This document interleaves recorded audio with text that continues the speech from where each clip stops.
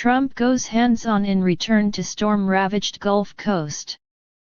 President Trump appeared in good spirits Saturday while taking a more hands-on approach during his second visit to Texas in less than a week in the aftermath of Hurricane Harvey. In Houston, Trump and First Lady Melania handed out food in a lunch line, visited with children at a shelter and met with residents affected by the storm. They were just happy. "We saw a lot of happiness," the president told reporters after visiting Houston's NRG Center, which is being used as a shelter for hurricane victims. "It's been really nice.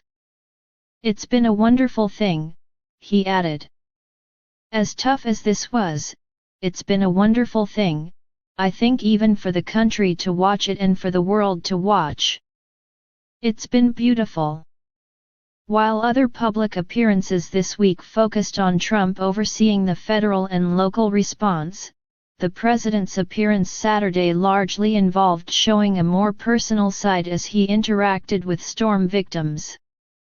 The trip brought familiar scenes too, including Trump taking selfies with doting supporters and signing autographs. In Houston, that included signing the wall of the NRG Center. On Tuesday, in his first trip to Texas since Harvey struck the state, Trump stayed out of the disaster zone and made little mention of the victims of the storm. Instead, he met with local and state officials, boasted about the size of the crowd that had turned out to greet him and vowed a swift federal response to the devastation. "We won't say congratulations.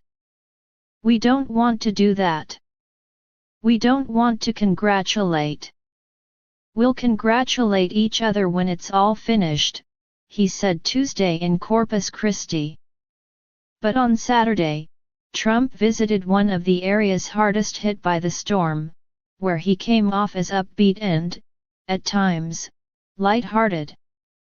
While preparing to serve food at a lunch line in Houston, for example, Trump joked that his hands were too big to fit in the plastic serving gloves.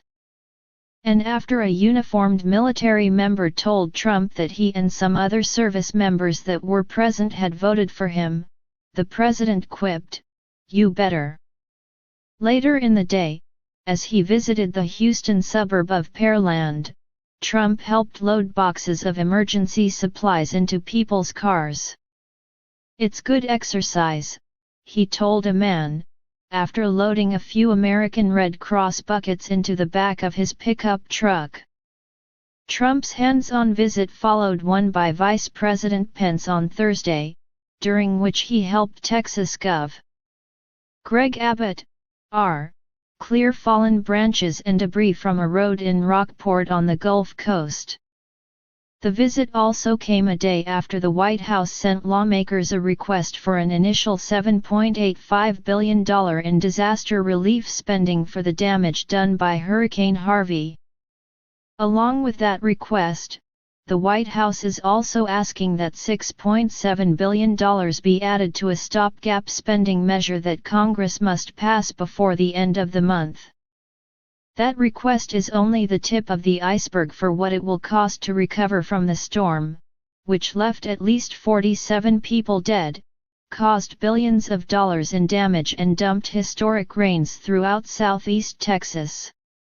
Trump returned to Ellington Field Joint Reserve Base Saturday afternoon, where he talked with members of Texas congressional delegation and posed for photos with military personnel. Not long after, Air Force One took off from the base and Trump was on his way to Louisiana. Thanks for watching. Please subscribe my STC News channel. Goodbye and see you again.